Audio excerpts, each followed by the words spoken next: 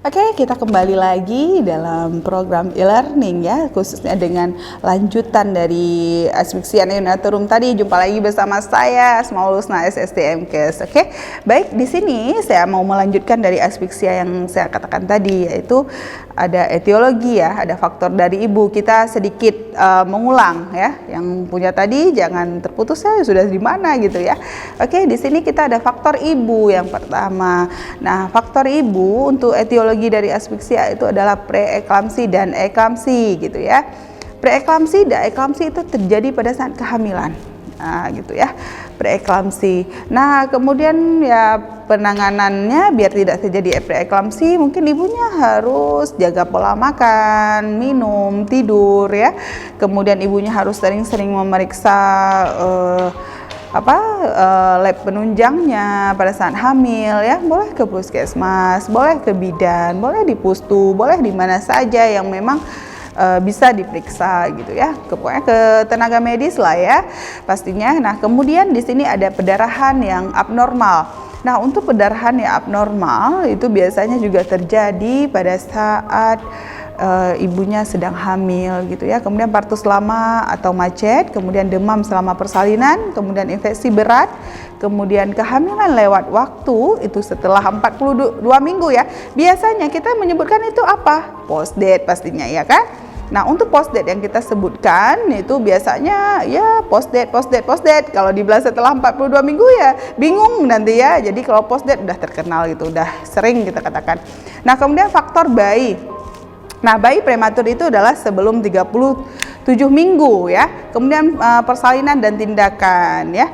Nah, di sini kalau untuk faktor bayi, persalinan dan tindakan, misalnya dengan bayinya itu dengan ekstraksi vakum ya. Nah, itu ekstraksi vakum ya, mungkin tuh agak sedikit gimana ya, dimasukkan alat kemudian ditarik bayinya dengan vakum ya.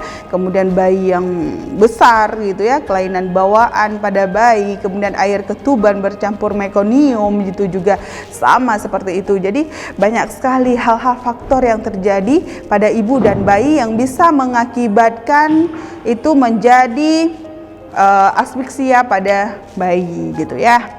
Nah, kemudian ada faktor tali pusat di sini. Nah, untuk faktor tali pusat di sini ada yang namanya lilitan tali pusat.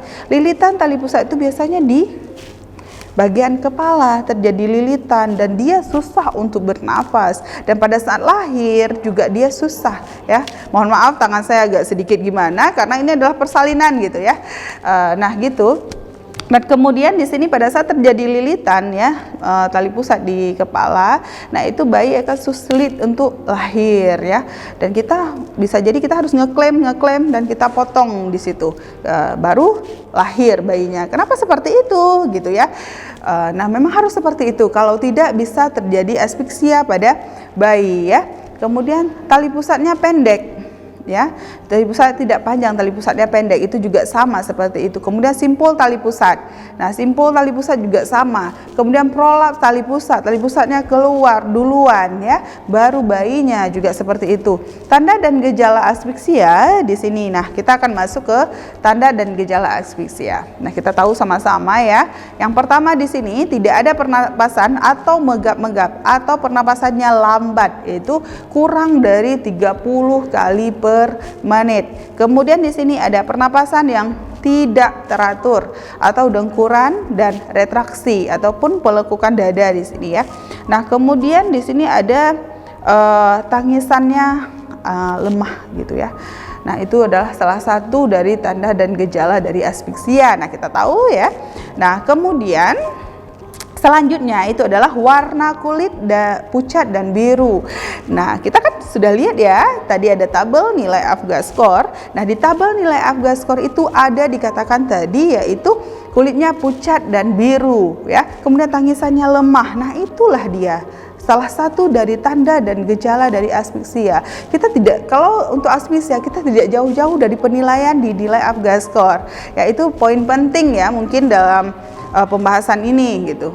Nah, kemudian tonus otot lemah dan terkulai ya, memang dia tidak kuat, dia tidak seperti biasanya bergerak gitu ya. Kemudian denyut jantung bayi tidak ada atau perlahan ya, itu kurang dari 100 kali per menit. Kemudian diagnosanya dari aspiksia neonatorum, kita tahu bahwa aspiksia yang terjadi pada bayi itu biasanya merupakan kelanjutan dari anoksia atau hipoksia pada janin ya. Apa itu? Gitu ya. Nah, itu adalah pernapasannya yang memang lambat ya, pernapasannya lambat, pernapasannya tidak ada. Nah, itu dia akan berakibat kepada aspiksia. Kemudian diagnosa dari anoksia atau hipoksia itu dapat dibuat dalam persalinan dengan ditemukan tanda-tanda dari gawat janin. Nah, kemudian ada 3 hal yang perlu mendapatkan perhatian. Apa saja itu dalam aspiksia? Yang pertama, denyut jantung janin, itu dulu yang kita lihat. Nah, kemudian mekonium dalam air ketubannya, kemudian pemeriksaan pH darah janin. Nah, itu mungkin sudah ke bagian laboratorium ya, yang nanti kita bisa berkolaborasi dengan bagian laboratorium gitu.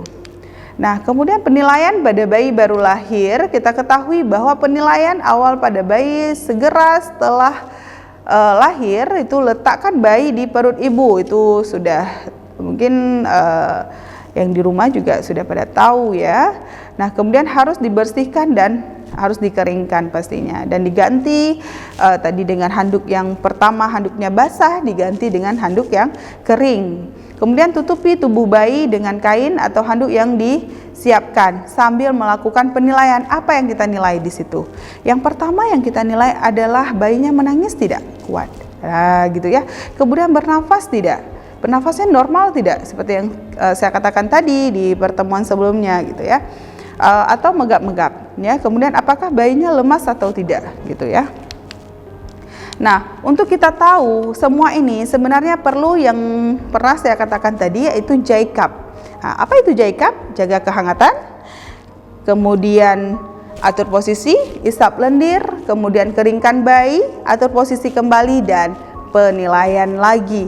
Nah, apabila saat kita menilai dia sudah normal, sudah menangis dengan kuat, sudah gerakannya sudah bagus, warna kulitnya juga sudah bagus, itu tidak perlu dilakukan aspiksia, resusitasi, mohon maaf ya, itu resusitasi tadi.